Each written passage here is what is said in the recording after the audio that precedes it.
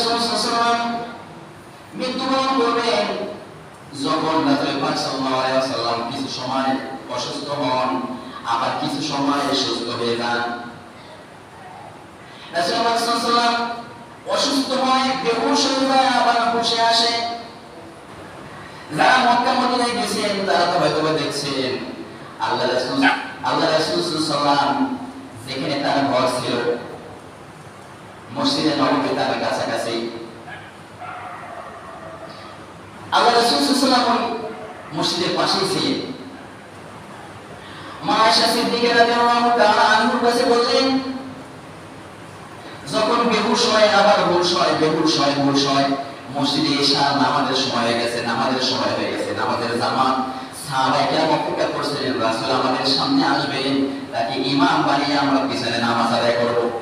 যখন সাহাবায়ে কেরাম দেখলেন এখনো রাসূল আমাদের সামনে আসতেছেন না, আর খবর নেওয়ার পরে দেখলেন তিনি মৃত্যু যন্ত্রণায় আক্রান্ত হয়েছে, কিছু সময় হুঁশ হয় আবার কিছু সময় বেহুশ হয়ে যায়। তখন সাহাবায়ে কেরাম হযরত আবু বকর রাদিয়াল্লাহু তাআলা আনহু তাকে ইমাম হিসেবে গ্রহণ করে সাহাবায়ে কেরাম সারিবদ্ধ হয়ে মসজিদের ভিতরে নামাজের ভিতরে দাঁড়িয়ে গেলেন। আর সকলের চোখ থেকে কান্না জড়জড়িত, চোখ থেকে পানি পড়তেছে। আমাদের মনে হয় নবীর থেকে আমরা ইয়াতীম হয়ে যাব। আরে নবী মনে হয় আমাদের থেকে বিদায় নেবে, নবী থেকে আমরা ইয়াতীম হয়ে যাব। এই কথা মনে করে সাহাবায়ে কেরাম কান্না শুরু করছেন, নামাজ আদায় করছেন।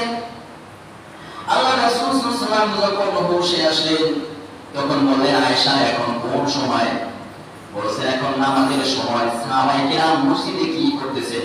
আমার মাথাটা একটু করে উঁচু করো, আমি মসজিদে নববীর অবস্থা একটু দেখি, মসজিদের অবস্থা দেখি। আল্লাহ রাসূল সাল্লাল্লাহু আলাইহি ওয়াসাল্লাম আয়েশা সিদ্দিকা রাদিয়াল্লাহু তাআলা আনহা এরকম মাথা উত্তোলন করলেন, আর ওই মসজিদের কিনারা থেকে তিনি দেখতে পেলেন সাহাবায়ে কেরাম হযরত আবু বকর রাদিয়াল্লাহু তাআলা আনহুকে ইমাম হিসেবে গ্রহণ করে সবাই সারিবদ্ধ হয়ে নামাজে দাঁড়িয়ে গেলেন। আল্লাহ রাসূল সাল্লাল্লাহু আলাইহি ওয়াসাল্লাম আবার চোখ থেকে পানি ঝরালেন, কান্না করলেন, আবার শুরু করলেন।